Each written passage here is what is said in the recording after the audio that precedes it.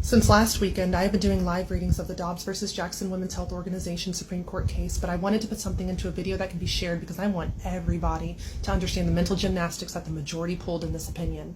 Justice Alito, writing for the majority, reiterated that abortion restrictions are not sex-based. Never mind the fact that abortion restrictions overwhelmingly affect women more than men.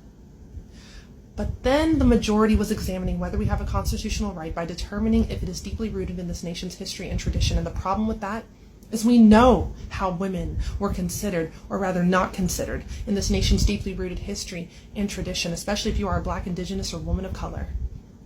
Marital rape was just outlawed in all 50 states back in 1993. For all intents and purposes, we have been objects to these men.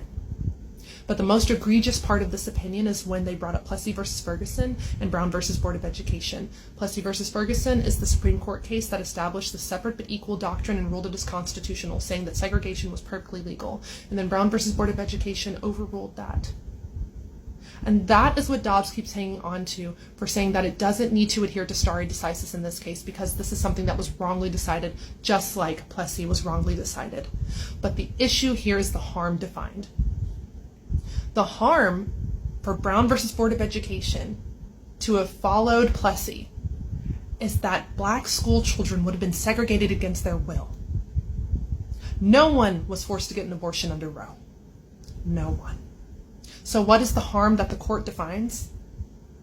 The court states that the harm is that women who are on the losing side of the abortion debate don't get to petition their representatives and go through the democratic process to vote no against it. That's the harm.